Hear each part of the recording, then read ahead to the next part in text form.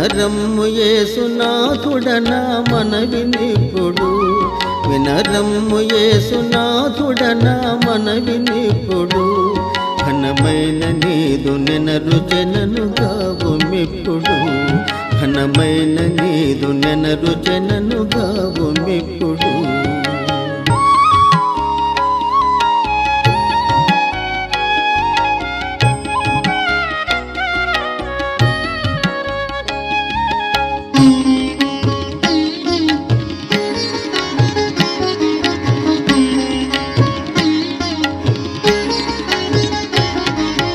ఎక్కడిద్దరు ముగ్గురు నీ యొక్క పేరటన్, ఎక్కడిద్దరు ముగ్గురు నీ యొక్క పేరటన్, చెరుటెక్కడు నేనక్కడికే తింటున్నటివి, చెరుటెక్కడు నేనక్కడికే తింటున్నటివి. వినరమ్ము యేసునాథుడనా మనవినిప్పుడు, ఘనమైన నీదు నెనరుచెనను గావుమిప్పుడు, ఘనమైన నీదు నెనరుచెనను గావుమిప్పుడు.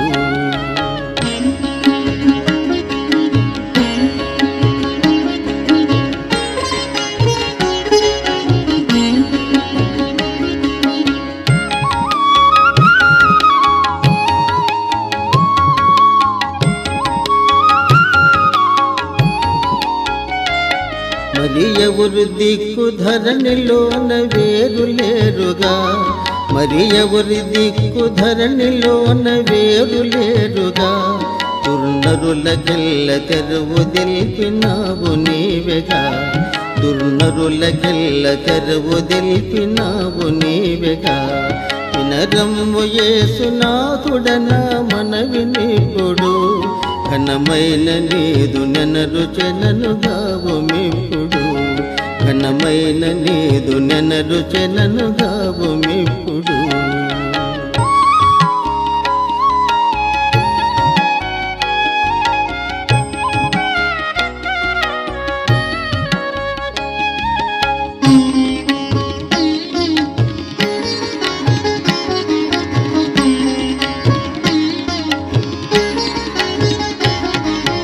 మరణమైతివా నా కొరకు శిల్వపై, మరణమైతివా నా కొరకు శిల్వపై, నీ కరుణ గల్గెనెంత దూరాత్ముని నాపై, నీ కరుణ గల్గెనెంత దూరాత్ముని నాపై. వినరమ్ము యేసునాథుడనా మనవినిప్పుడు, ఘనమైన నీదు నెనరుచెనను గావుమిప్పుడు, ఘనమైన నీదు నెనరుచెనను గావుమిప్పుడు.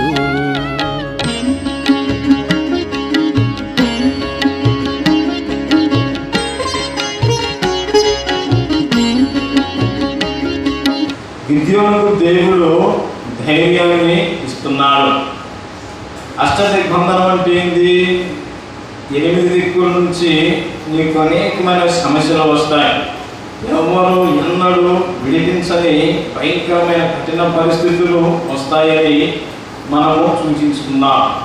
ఇప్పుడు మనకి ఎన్ని దిక్కులు ఉన్నాయి? 4.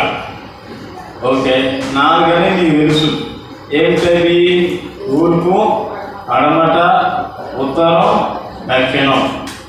ఈ 4 దిక్కులు మనం చూస్తాం. అది మూలం కూడా చూస్తారు. మీరు ఇల్లు కట్టేటప్పుడు చూసినట్లయితే ఏం చేస్తారు? పిలిపించుకున్న వారిని హిందువులైతే పోయన్స్ ఇదే మూల, ఆగ్నేయం, నైరుతి, ఎట్లా అష్ట ఉంటాయి. అంటే 8 దిక్కులు ఉంటాయి. అయితే దేవుని యొక్క ఈ 8 దిక్కుల నుంచి శత్రువు అటాక్ మనం చేస్తూనే ఉంటారు. అయితే ఈ శత్రువు అనేవాడు మనల్ని చుట్టుముట్టినప్పుడు మనకి ఎటు చూసినా మనకి ఇబ్బందే, ఎటు చూసినా మనకి సమస్యల వలయంలోనే మనం చిక్కుకొని ఉంటాం. అయితే దేవుని ద్వారా శత్రువు మనల్ని ఆవరించినప్పుడు, అష్టదిగ్బంధనం మనం చేసినప్పుడు మనం ఎవరికి చూడాలి? దేవుడికి చూడాలి. దేవుడు ఏ మూలం ఉంటాడు? ఉత్తరం ఉంటాడా, దక్షిణం ఉంటాడా, తూర్పుకి వెళ్ళి ఉంటాడా, పడమటికి వెళ్ళి ఉంటాడు? ఎట్లా ఉంటాడండి దేవుడు? హల్లెలూయా. నేను మాట్లాడి మీతో నటిగా వస్తున్నాను, నాకు చూడండి. హల్లెలూయా. ఎట్లా ఉంటాడు దేవుడు? పైన ఉంటాడు. హల్లెలూయా. క్రీస్తునందు ప్రియమైన సహోదరి సహోదరులారా, ఈరోజు మీరు దేవుని వైపు మీరు చూసినట్లయితే మీ యొక్క పరిస్థితుల నుంచి దేవుడు మిమ్మల్ని విడిపించడానికి సిద్ధంగా ఉంటాడు. హల్లెలూయా. ఒకసారి అమెరికాలో జరిగిన సంఘటన ఇది. ఆవిడకి ఒక అమ్మ నాన్న ఉన్నారు, ఆమెకి ఇంకొక చెల్లి కూడా ఉంది. ఈ అమ్మాయి దేవుని ఎంతో భయభక్తులు కలిగిన అమ్మాయి. అయితే దేవుని ఒకసారి వాళ్ళ అమ్మ నాన్న ఆఫీస్కి వెళ్ళి వస్తున్నప్పుడు ఏం జరుగుతుందంటే మధ్యలో గాలి దుమారము వర్షాలు పడి ఏమవుతుందంటే ప్రమాద సేవకు చెట్లు ఇరిగేసి ఆ కారు మీద పడిపోతాయి. అప్పుడు వాళ్ళ అమ్మాయికి వీడియో కాల్ చేసి చూపించినప్పుడు ఏమవుతుందంటే అసలు మాట్లాడింది వెంటనే ఆ సిగ్నల్స్ కూడా కట్ అయిపోయింది, ఫోన్ ఆఫ్ అయిపోతుంది. వాళ్ళ అమ్మగారికి ఏమైందనేసి అమ్మాయి ఏడుస్తూ బాధపడుతూ ఉంటుంది. హల్లెలూయా. అప్పుడు ఏం జరుగుతుందంటే బైబిల్ తెరిచి దేవుని వాక్యము ధ్యానించినప్పుడు గిద్యోను గురించి ఆవిడ చదువుతుంది.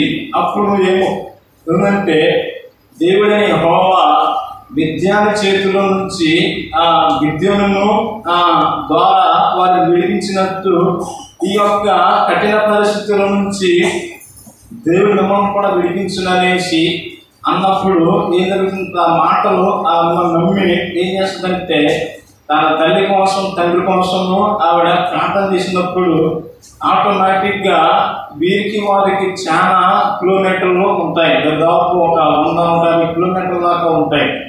అయితే దేవుని బిడ్డలారా, వెంటనే ఈవిడ వారిని ఎత్తుకుంటానంటే ఫోన్ కావట్లేదు. మరి ఏం చేయాలి? దేవుని సన్నిధిలోకి వెళ్ళి ప్రార్థన చేస్తుంది. ప్రార్థన చేసినప్పుడు ఏం జరిగిందంటే వారు ఆ వాహనం బయటికి వచ్చేసారు కారులో నుంచి. దేవదైవం ఏంటంటే కారు మీద అయితే అది పడింది కానీ ఆ కారుకి ఏమీ కాలేదు. మళ్ళీ దాన్ని స్టార్ట్ చేసుకొని దాన్ని పక్కన వేసుకొని వాళ్ళ అమ్మానాలను ఎత్తుకుంటే అమ్మాయి కాస్త కొంతమంది పోలీసుని అంట పెట్టుకొని వస్తుంది. వచ్చి తన తల్లిదండ్రులు ఏం చేస్తుంది? కాపాడుతుంది. హల్లెలూయా.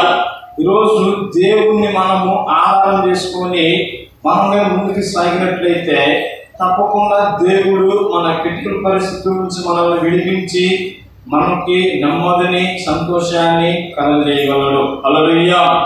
ఇక్కడ మనము మూల వాక్యాన్ని ఒకసారి చదివినట్లయితే దేవుడు మన పట్ల కార్యాలు చేయడానికి మనం ఏం చేయాలి?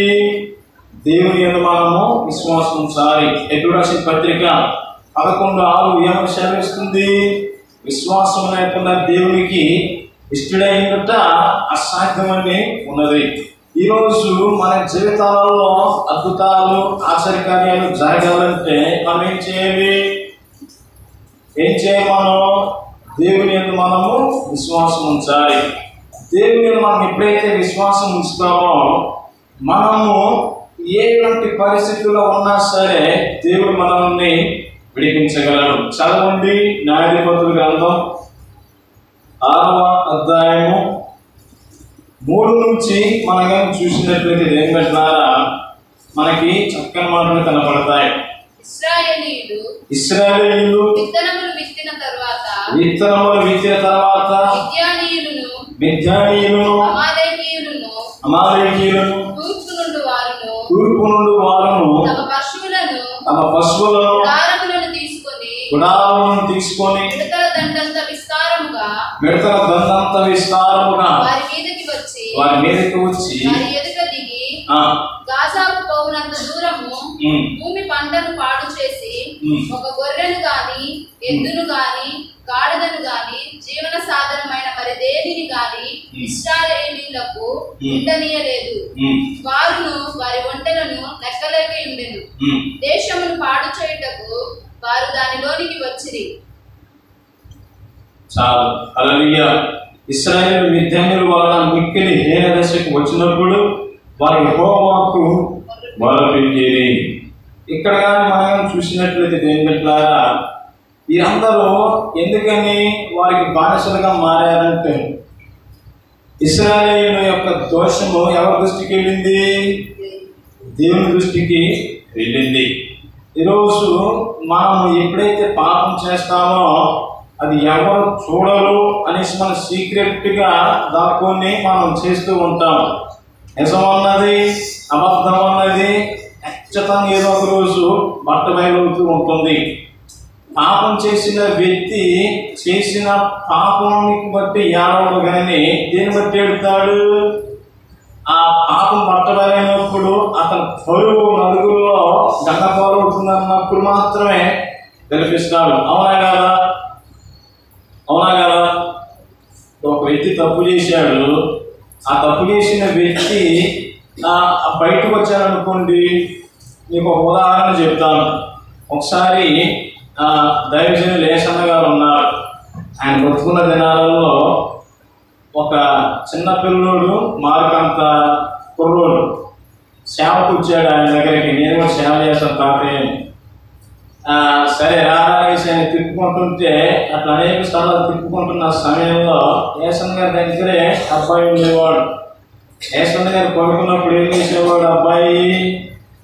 ఏసన్న గారి జేబులో డబ్బులుంటే తీసుకుంటాం, కొనుక్కుంటాం, మళ్ళీ రాబోయేనట్టు మళ్ళీ తీసుకుంటాం, కొనుక్కుంటాం. ఒకసారి అంతే జరుగుతున్న తరుణంలో ఒకసారి ఆ జేబులు డబ్బులు పెట్టి తీసుకుంటే గట్టిగా పట్టుకున్నాడు.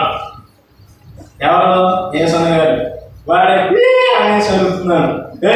నేను కొట్టలేదు, ఎందుకు ఏడుస్తున్నానంటే నువ్వు వద్దు వద్దు అంటున్నాడు. నేను కొట్టలేదు, ఎందుకు ఏడుస్తున్నావు అంటే నువ్వు నన్ను పట్టుకున్నావు కదా అందుకే నేను ఏడుతున్నాను అన్నాడు. పట్టుకుంటే ఏడుతున్నాడంటే చేసిన పాపాన్ని పట్టుకుంటే దాన్ని బట్టి ఏమవుతుంది?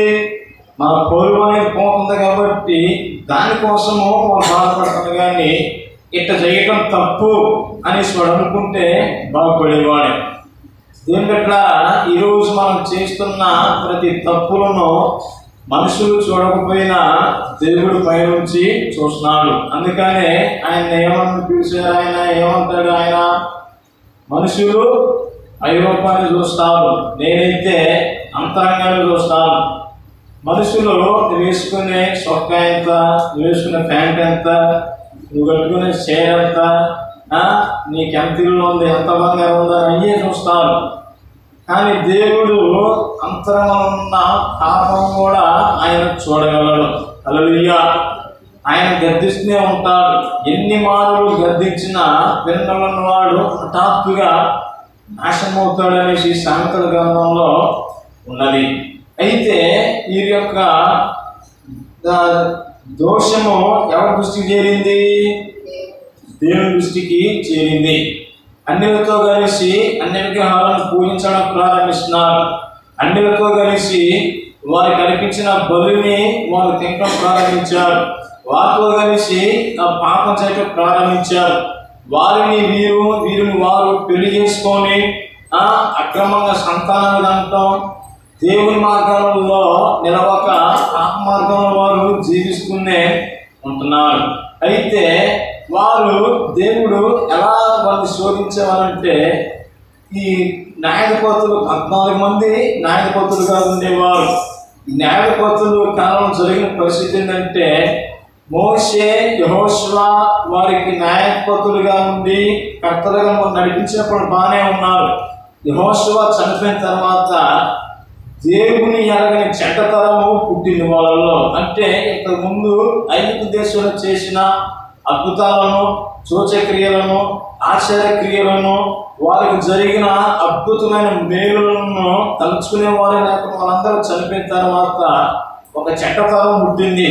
ఈ చెడ్డతరంలో ఇష్టారాజ్యంగా వారు జీవిస్తూ ఉంటున్నారు.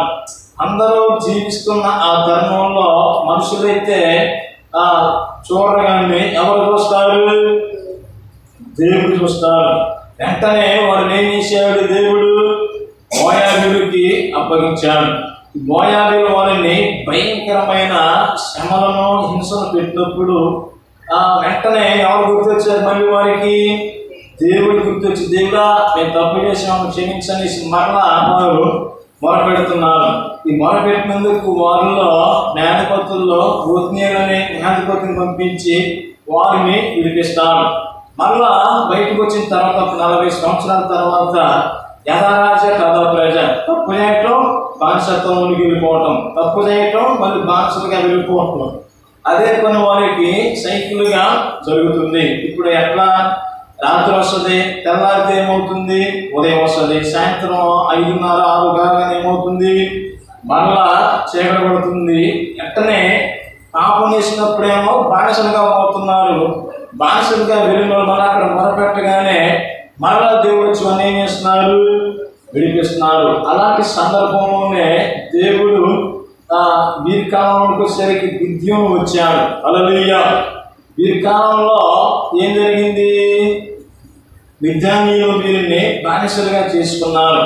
వీరు పంట వేస్తారు, నారు మోస్తారు, గొర్రెస్తారు, గోధుమలు పండించి ఎప్పుడైతే ఆ కోతకాలము కల్లం సమయంలో ఇంటికి తీసుకొచ్చే లోపల ఏం చేసేవారు, అటాక్ చేసి వాటిని దొల్లగొట్టి వారి దగ్గర నుండి నోటు కార్డు కూడా తీసుకొని వెళ్ళిపోయేవారు. చూడండి ఏం పెట్టారా, ఇప్పుడు మన ఇంట్లో ఉంటున్నాం, మన ఇంట్లో ఏదో ఉండటానికి చుట్టారికంగా ఇంట్లోకి వచ్చి వాళ్ళు మన ఇంట్లో తిష్ట వేసుకొని కూర్చుంటే మనం ఊరుకుంటామా? మీరుండే ఇంట్లోనే ఉంటూ మీరు అన్నం పెట్టారు, తింటున్నారు, తర్వాత పోవట్ల ఇంకా ఇదే మా ఇల్లు అనేసి మిమ్మల్ని నడబట్టుకుని గెంటేసే సమయానికి వస్తే ఈ పరిస్థితి ఎలా ఉంటుంది అర్థమవుతుందా? ఒక ఇంట్లోనే కాదు, ఆ దేశంలోనే వాళ్ళు పంటలు పండిస్తున్న లోపల వాళ్ళు వచ్చి ఆక్రమించుకుంటాం, వాళ్ళ దగ్గర ఉన్న అన్ని లాక్కొని వెళ్ళిపోతాం. మీ రోడ్డు మీద ఫోన్ చూసుకుంటూ పోతున్నారు, మీ ఫోన్ కూడా దమ్ముడు వచ్చి లాక్కొని పోతే మీకు ఎలా ఉంటుంది మనసు? ఎట్లా ఉంటుంది? ముందు కోపం వస్తుంది, ఎక్కడన్నా మనం చంపేనంత కోపం వస్తుంది. వాడు దొరకపోతే నా ఫోన్ మీద అనేసి బాధపడతాం, ఆ బాధ మానసికంగా తయారైపోయింది, ఆ మానసికంలో అనారోగ్యం వస్తుంది, తర్వాత అవుట్. దేవుని ప్రకారం ఇలాంటి భయంకరమైన పరిస్థితుల్లో మిక్కిలి హీనదశకు ఇశ్రాయేలీయులు వచ్చినట్టు మనం చూస్తున్నాం. అయితే అప్పుడు వీళ్ళందరూ మళ్ళీ ఎవరు గుర్తొచ్చాడు? హీనదశలో ఉన్న వాళ్ళకి ఎవరు గుర్తొచ్చాడు? మళ్ళా దేవుడు గుర్తుకొచ్చి ఆ మొర ఎవరెద్దరికి వేరింది. ఇక్కడ 5లో మనం చూసినట్లయితే న్యాయాధిపతులు 6:5 వారును వారి ఒంటెలను లెక్కలేను దేశంలో పాల్చేటి వారి దానిలోకి వచ్చి ఇశ్రాయేలీయులు మిద్యానీయులు వలన మిక్కిలి హీనదశకు వచ్చినప్పుడు వారి యెహోవాకు మొరపెట్టిరి.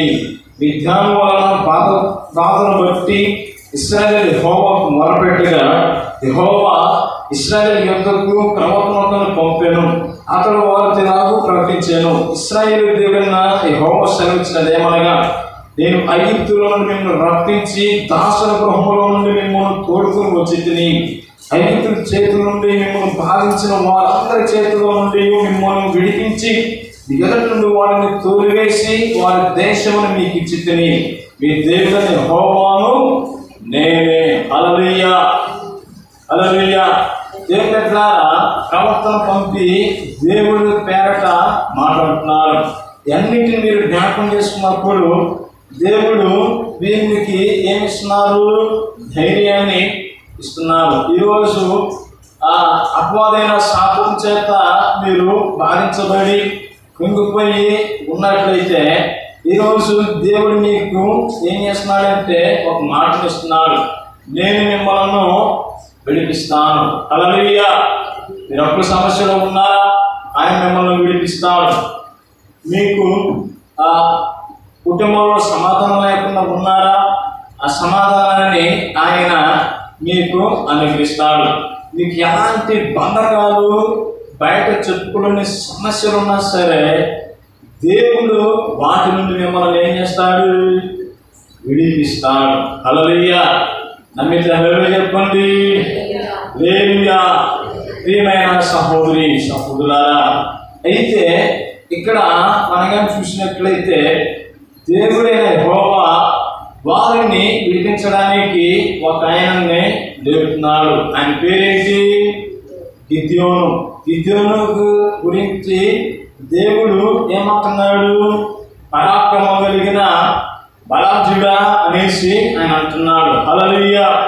అయితే దేవుని బిడ్డలారా, అప్పుడు దేవుడు అయిన యెహోవా తన దూతను పంపించినప్పుడు గిద్యోనుతో అక్కడ మాట్లాడుతుంది. 6వ అధ్యాయం న్యాయాధిపతులు 11వ వచనం చూసినట్లయితే, యెహోవా దూత వచ్చి అబీయెజ్రీయుడైన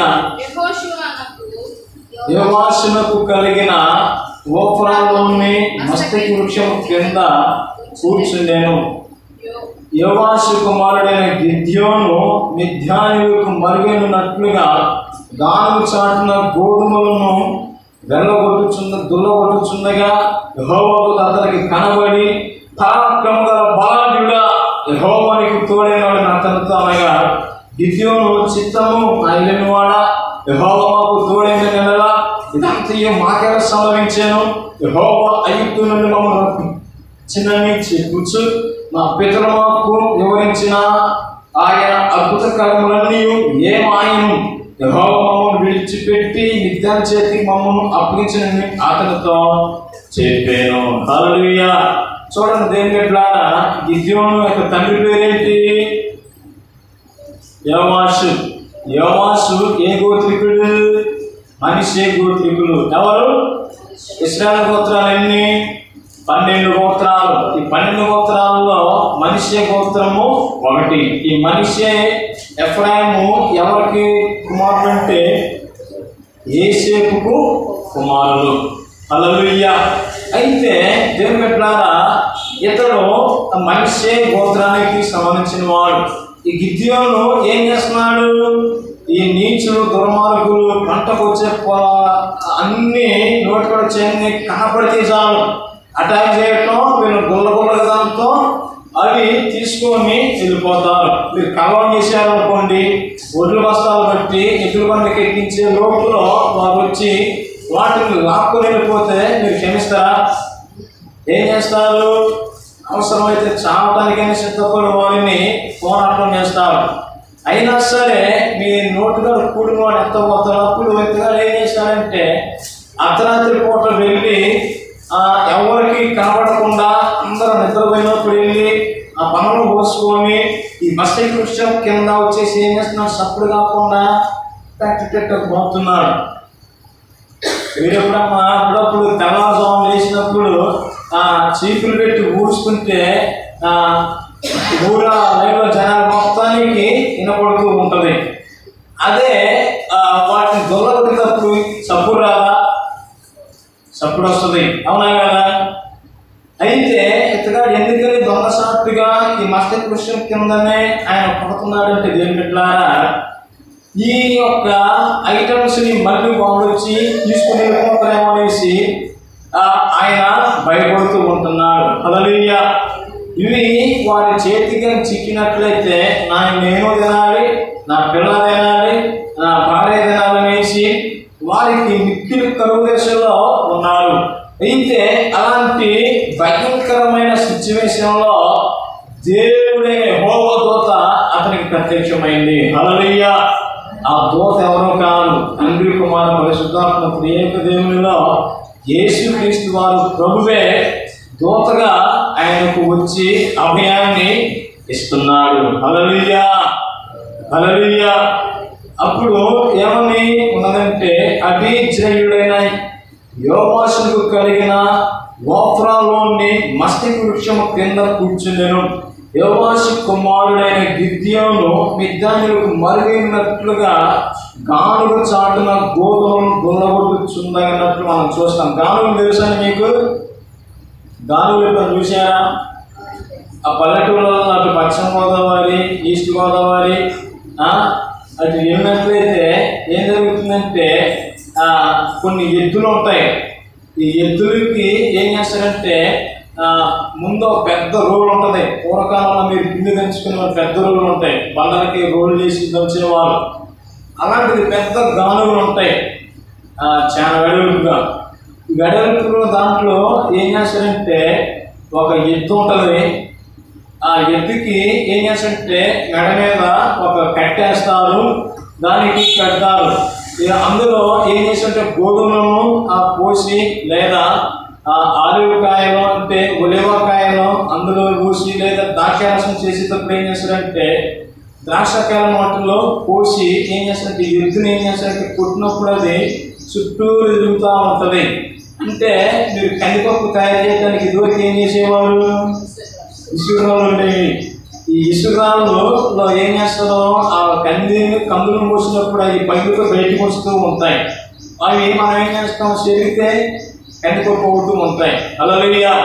అయితే ఈ గానుగుల్లో ఏం చేసేవారంటే గోధుమలను వేసినప్పుడు అవి పిండిగా మారిపోయిన తర్వాత జల్లడబట్టుకొని అప్పాలు చేసుకొని తినేసేవారు. దేవుని స్తోత్రం. హల్లెలూయా.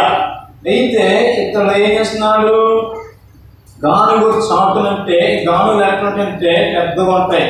ఇప్పుడు డాష్ ఎంత పెద్దగా ఉన్నదో అంత పెద్దగా ఎవరు ఉన్నారా లేదనేసి ఏం చేస్తున్నాడు, దొంగసాటుగా అనేసి చిన్నగా కొడుతున్నాడు అనమాట.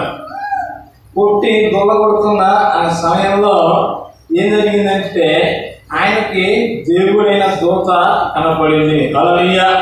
యేసు ప్రభు వారు ఆయన ప్రత్యక్షమయ్యి ఆయనకు ఏమనిస్తున్నాడంటే యెహోవా దూత అతనికి కనబడి పరాక్రమగా బలాఢ్యుడా యెహోవా నీకు తోడైనాడని అతనితో చెప్పినట్టు మనం చూస్తాం. చూడండి, మనోడు ఏం చేస్తున్నాడు, ఆయన భయపడి దొంగసాటుగా దొంగపడుతుంటే ఏమని చేయమంటున్నాడు, పరాక్రమం కలిగిన బలాఢ్యుడు అనేసి అంటున్నాడు.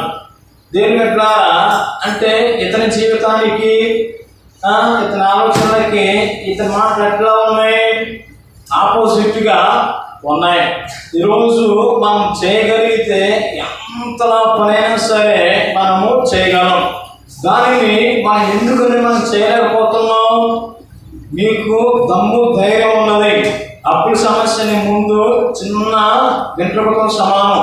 కానీ దాన్ని ఎందుకని తీర్చుకోలేకపోతున్నావు అంటే నువ్వు అపవాదైన శాతానికి లోబడుతున్నావు. అవునా కదా? నీకున్న అనారోగ్యంతో దేవుడి సన్నిధిలో విశ్వాసంతో ప్రార్థన చేస్తే దాన్ని తీసేసుకోగలవు. ఆ సత్తా దేవుడి నీలో ఉంచాడు. కానీ అది ఎందుకు పోవట్లేదు? నువ్వు దానికి భయపడుతున్నావు. ఈరోజు మీ కుటుంబ జీవితంలో ఉన్న సమస్యలన్నింటినీ తీసేసుకోగలవు. కానీ దానికి తీసేసుకోలేకపోతున్నావంటే ఆ సమస్యకు నువ్వేం చేస్తున్నావు? భయపడుతున్నావు. నీ ముందు అనారోగ్యమైన వ్యాధి బలహీనత ఏదన్నా సరే దానికి నువ్వు చిటికలో తీసేసుకోగల సమర్థత దేవుడి నీలో పెట్టాడు. హల్లెలూయా. నమ్మితే హల్లెలూయా చెప్పండి. హల్లెలూయా. దేవుని బిడ్డలారా, దేవుడు ఏమంటున్నాడు, నమ్ముట నీ వశమైతే నమ్మవానికి సమస్తం సాధ్యం. ఈరోజు సమస్యలు వస్తే ఎక్కడ పోతాం? పోలీస్ స్టేషన్ కాడికి వెళ్తాం. దేవుడు ఉన్నాడు అన్న నమ్మకం నీలో ఉంటే పోలీసులు కూడా అవసరం లేదు, ఏ లాయర్లు కూడా నీకు అవసరం లేదు. ఎంత బలమైన కార్యాలైనా సరే తన మాటతో నిన్ను సృష్టించగలడు, దాన్ని తీసివేయగలడు. హల్లెలూయా. హల్లెలూయా. ఒకసారి నేను మా బాత్రూంలోనే జారిపడ్డా, స్నానానికి వెళ్ళి మధ్యాహ్నం పూట. అది మీ అందరికీ తెలిసే ఉంటుంది. అప్పుడు ఎంత బాధ అంటే నేను బట్ట సంగతి బయట జనాలు కూడా తెలియదు. దామున శబ్దం వచ్చేసి బయట నేను నవ్వుతున్నాను, ఇంకా బకెట్ కింద పడింది. కాదు, నేనే పడ్డాను. హల్లెలూయా. అప్పుడు జరిగిన పరిస్థితి ఏంటంటే ఆ నొప్పి తట్టుకోలేక సెంటర్కి వెళ్ళాను. సెంటర్కి వెళ్తే అప్పుడు ఆమె ఏమవుతుంది, 144 సెక్షన్ 144 సెక్షన్ దెబ్బకి ఏమైంది, షాపులు కూడా కులాప్స్ అయిపోయాయి. ఏం చేయాలో అర్థం కాలేదు. ఇంటికి వచ్చా, ఈ చెయ్యాలి వేరట్లేదు. ఇంకా దేవుడా నువ్వు ఉన్నావు, నువ్వు ఉంటే నన్ను స్వస్థపరుస్తావు అనేసి ఏం చేశానంటే విశ్వాసంతో ప్రార్థన చేసుకున్నాను. అంటే చేయబెట్టుకొని ప్రార్థన చేసుకున్న వెంటనే నాలో ఉన్న తప్పుడు పాపాలన్నిటిని ఒప్పుకొని చేసుకొని దేవుని దగ్గర పశ్చాత్తాపంతో ఉన్నప్పుడు దేవుడు ఆ నొప్పిని తీసేసాడు. హల్లెలూయా, హల్లెలూయా. అదే హాస్పిటల్కి హాస్పిటల్కి పోతే వాడు ఎక్స్రే అంటాడు, దానికి ఒక 500, దాని దగ్గర మెడిసిన్ ఒక 200, ఉదయం సాయంత్రం పథ్యం, మళ్ళీ తిండి తెప్పులని వాటి దగ్గర 2000 అవుట్ అయిపోయాయి. చేసింది ఏమీ లేదండి. ఉదయం పూట సాయంత్రం పూట మీకు ఖాళీ దొరికినప్పుడల్లా ఆ సమస్య కోసం మీకు ప్రార్థన చేసుకోండి.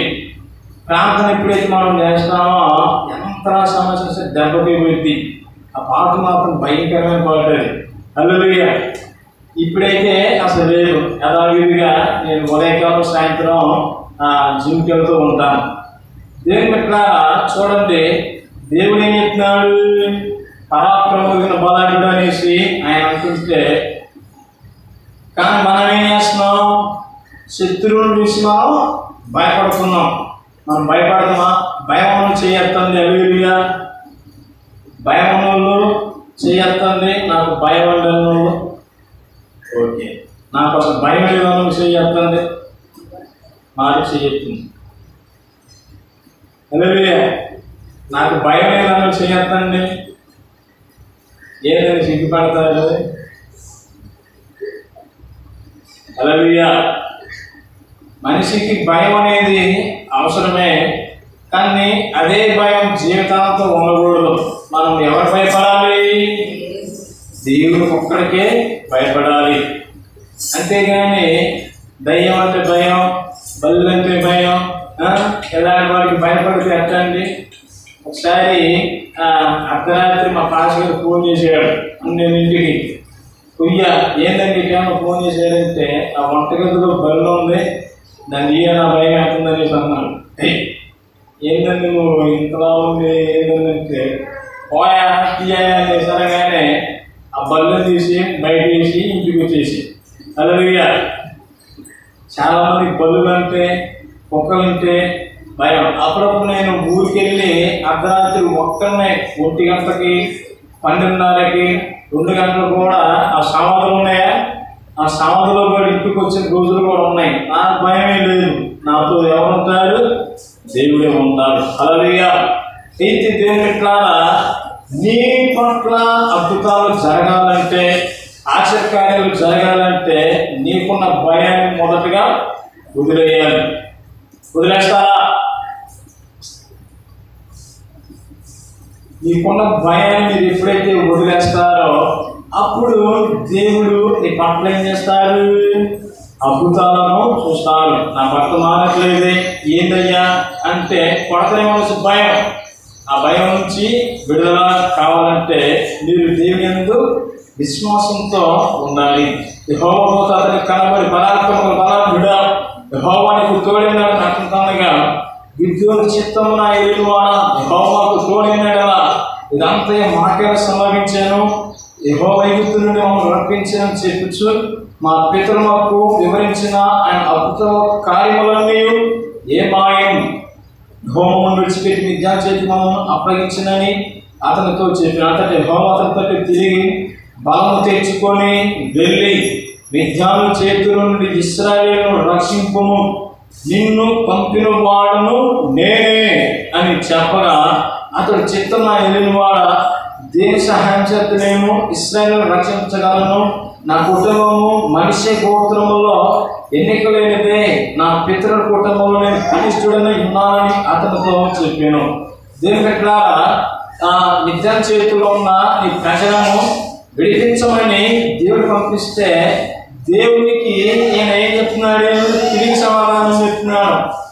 అమ్మా ప్రార్థన రండి అంటే మీరేం చెప్తారు? పనులు కాలేదండి, పాస్గారి పనులు కాలేదండి, కూరగాయలు పోతున్నారని మీకు అంటారు. హల్లెలూయా. అయితే దేవుని పట్ల తనకు తానే ఏం చేసుకుంటున్నాడు? నీచంగా ఎంచుకుంటున్నాడు. దేవునికి కారణాలు చెప్తున్నాడు. అయితే ఇక్కడ దేవుడైన యెహోవా ఏం చేస్తున్నాడు? నీ యొక్క పరిస్థితి నాకు అనవసరం, నీ పేదరికంతో నాకు అనవసరం, నేను నీకు తోడుగా ఉంటున్నాను. హల్లెలూయా, హల్లెలూయా. ఈరోజు నీ యొక్క కృంగదీస్తుందో అది నీకు అడ్డుగా ఉంటే దాని నుంచి ప్రభు మిమ్మల్ని ఏం చేస్తున్నాడు? విడిపిస్తున్నాడు. హల్లెలూయా. ఆయన ఎప్పుడైతే మిమ్మల్ని ఎన్నుకొని రమ్మంటారో అప్పుడే ఏ సాగు చెప్పకుండా మీరు వచ్చినట్లయితే అప్పుడు దేవుడు మీ పట్ల ఏం చేస్తాడు? అద్భుతాలను చేస్తాడు, ఆశ్చర్యకార్యాలను చేస్తాడు. హల్లెలూయా. అయితే ఇక్కడ ఏమంటున్నాడు? మనిషి గోత్రములు అనేది అసలు అది ఎన్నిక లేనిదే, నేను ఎట్లా విడిపించగలను దేవుడా అనేసి అన్నప్పుడు ఏమొద్దు, నేను నీకు తోడుగా ఉంటాను, నిన్ను పంపించిన వాడును నేనే. హల్లెలూయా. ఆ తర్వాత జరిగిన పరిస్థితుల్లో మనం చూసినట్లయితే దేని పెట్టారా? గిద్యోను ఏం చేస్తాడు? కొన్ని సూచనలను అడుగుతాడు. ఈ సూచనలకు కూడా దేవుడికి పరీక్ష పెడతాడు. ఈరోజు మనం కన్ఫర్మేషన్ చేసుకోవడానికి మనం ఏం చేయాలి? కొన్ని కన్ఫర్మేషన్స్ మనం కూడా అడగవచ్చు. అంటే నువ్వు నాతో మాట్లాడేది నిజంగా దేవుడే అయితే దేవుడికి చిన్న పరీక్ష పెట్టాలనుకుని మనం అనుకోవచ్చా? ప్రాచీన బంధంలో మనగా చూసినట్లయితే ఇస్కేరాజుకి దేవుడు అభయం ఇస్తాడు. నువ్వు జీవించో, నువ్వు చనిపోవు, ఇంకా 15 సంవత్సరాలు బతుకుతూ ఉన్నప్పుడు ఏం చేసింది ఆయన? నేను బతుకున్నట్లు నాకు ఒక ఆధారం ఎదుర్కొన్నప్పుడు ఎండ గడియారం ఏం చేస్తుంది? 10 మెట్లు దిగిపోయింది. అంటే 10 గంటలంటే ఏంటి? ఇప్పుడు ఎంత అయింది టైము? 9 అనుకోండి. 10 గంటలు అనకపోతే ఎంత? అర్ధరాత్రి 2-1 గంటల కల్లా మనం వచ్చేస్తాం. హల్లెలూయా. దేని ద్వారా అట్లా కొన్ని సూచనలు అడుగుతాడు. గిద్యోనుకు అడిగిన ప్రతి సూచనలో అన్నిటినీ దేవుడు సఫలం చేస్తాడు. ఆ తర్వాత కొన్ని వేల మందిని తీసుకొని వెళ్ళినప్పుడు దేవుడు ఇంకో పరీక్ష పెడతాడు. మీరు అందరూ పోతే కాదు, కానీ ఎంతమంది యుద్ధానికి పోవాలంటే దేవుడు పరీక్ష పెడతాడు. గిద్యోను అడిగిన ప్రతి పరీక్ష దేవుడు చూపెట్టాడు. మరి దేవుడు పెట్టే పరీక్ష కూడా ఈయన నెగ్గాలి కదా. ఎవరైతే తమ మోకాల్లోని ఒక నీళ్లు తాగుతారో వారే యుద్ధంలోనికి వెళ్ళాలనేసి అంటారు. హల్లెలూయా. అప్పుడు ఎంతమంది చేస్తారంటే 20,000 మందిలో 300 మంది. ఎంతమంది? 300 స్పాటర్స్ మూవీ ఎంతమంది చూశారు? అందులో కొన్ని లక్షల మందిని ఎంతమంది చేశారంటే 300 మందే. ఈ మూవీ కూడా దేని నుంచి తీశారంటే ఈ న్యాయపత్రుల గ్రంథం చదివే వారు సినిమా తీశారు. హాలీవుడ్ మూవీ, ఇంగ్లీష్లో ఉంటుంది. అయితే దేని పెట్టినారా? వీరు 300 మందితోనే నేను మీకు జానిస్తాననేసి ప్రభువు అంటారు. వారు ఎప్పుడైతే ఏమేమి వారు ధరించుకుని వెళ్ళారంటే బోరలు, కొమ్ములు, దివిటీలు. ఏంటి? బోరలు, కొమ్ములు అంటే ఊదేవి అనుకుంటూ ఊపుతూ ఉంటారు. మిద్యాను గంధిపేటలోనికి వీరితో పాటు కొంతమంది యాడ్ అవుతారు. అమ్మోరీలు, మిద్యానీలు అందరూ వారు చాలా మంది, దరిదాపు లెక్కకు మించిన వారు వస్తారు. మీరు ఎప్పుడైతే కొమ్ములను ఊదినప్పుడు వామ్మో వీళ్ళందరూ మనలోనికే వచ్చేసారనేసి వారు ఏం చేస్తారంటే భయపడుతూ ఉంటారు. వారు వీరి మీద దండెత్తుకుంటూ వచ్చినప్పుడు మీరు బోర్లు ఊది ఆ కొండలు ఏం చేస్తారంటే ఠామ్ అని పగలు కొడుతూ ఉంటారు. అమ్మా కాసేపు ఏడవుతున్నా. హల్లెలూయా. ఈ యొక్క కొండలను మీరు ఒక కిటికీలను పగలగొట్టి ఎప్పుడైతే చీకట్లో వెలిగించగానే యెహోవాకు విజయము, గిద్యోనుకు విజయం అనేసి కేకరిస్తున్నప్పుడు ఆ యొక్క బాగానాదాలు బోర్లు దగ్గరగా ఊదినప్పుడు జనులకి ఏమవుతుంది? విద్యార్థులకి భయం కలిగి ఒకరికొకరు ఏం చేస్తాడంటే వీళ్ళు కొడుతున్నా వాళ్ళకి అర్ధరాత్రి పూట మైండ్కి అర్థం కాక ఏం చేశారు? వాళ్ళకి వాళ్ళే పొడుచుకొని చచ్చిపోయినట్టు ఉన్నది. హల్లెలూయా. వాళ్ళు పొడుచుకొని చచ్చిపోయారు. దేవుడు 300 మందితో ఇశ్రాయేలు ప్రజలకు ఏమి ఇచ్చాడు? విజయాన్ని ఇచ్చాడు. అయ్యా ఎంత యుద్ధం చేయడానికి కారణం ఎవరంటే గిద్దెనే స్వామి అంటుంటే గిద్దెని అంటాడు, నేను కాదు, యుద్ధం జరిగించింది యెహోవా దేవుడు. హల్లెలూయా, హల్లెలూయా. ఈరోజు నువ్వు కూడా గిద్దెని వలె ధైర్యంతో నిలబడినట్లయితే నీ పట్ల అద్భుతమైన కార్యాలను ఆయన చేస్తాడు. లెక్కకు మించిన శత్రువులను కూడా ఏం చేశాడు దేవుడు, వారికి విరోధం పెట్టి వారు పులుసుకొని చచ్చిపోయినట్టు పారిపోయినట్లు మనం చూశాం. అలాంటి అద్భుతాలు ఆశ్చర్యకార్యాలు మనకు కావాలంటే, మనం పట్టి పీడిస్తున్న ఈ అష్టదిగ్బంధములను మనం విడుదల పొందాలంటే యుద్ధంలోనే మనం కూడా దేవుడితో ఏం చేయాలి, విశ్వాసంతో ఉన్నట్లయితే దేవుడు మన పరిస్థితుల నుంచి మనల్ని విడిపించి మనల్ని ముందుకు తీసుకొని అద్భుతంగా మన కుటుంబాలలో కార్యాలు చేస్తారు. హల్లెలూయా. అలాంటి కృపాధన్యత దేవుడు మనందరికీ అనుగ్రహించిన గాక. మీ కష్టాలు వచ్చినప్పుడు మీరు ఏం చేస్తారంటే, న్యాయాధిపతులు 6, 7, 8, 9 వచనాల వరకు 9 అధ్యాయాలు మీరు చదవండి. కరెక్ట్గా 10 నిమిషాలే పడుతుంది.